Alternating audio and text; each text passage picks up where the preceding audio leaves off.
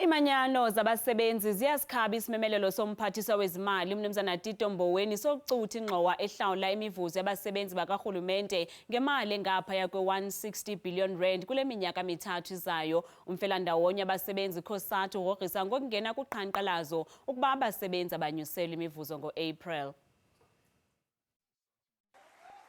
Nangona intetho yohlahlo lwabiwo-mali eyothulwe ngumphathiswa wezimali izolo umnumzana Tito Mboweni izise iindaba ezimnandi kwabanye abemibeli ezifana nokunyuswa kwemali yesibonelelo sikarhulumente nokwehliswa kwerhafu etsalwa kwimivuzo, kodwa iimanyano zabasebenzi bakarhulumente azixolanga kwaphela sisiphakamiso esenziwe ngumphathiswa sokucuthwa kwengxowa ehlawula imivuzo yabasebenzi bakarhulumente ngemali ebalelwa ku-160 billion rand kule minyaka mithathu izayo.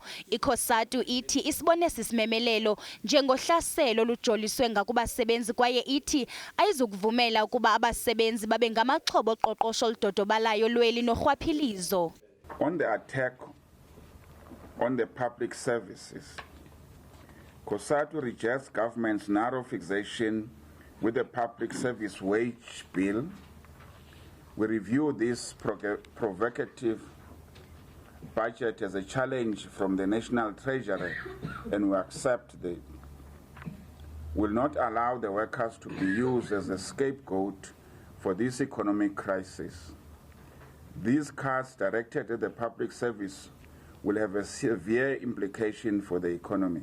You can't first acknowledge the fact that you have teachers that are overworked and underpaid, you have nurses that are overworked and underpaid, but still say to them, the crisis that the country is facing, we are expecting you, public servants, to please be our savior and absorb the challenges that the fiscus is facing with.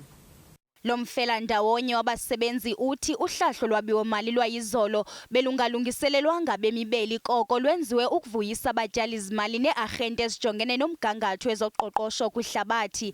ICosatu iphakamisa ukuba xa urhulumente efuna ukonga imali aqwalasele ukufaka ii-arhente ezifana ne-SANRAL kunye ne-SASSA phantsi kwamasebe karhulumente.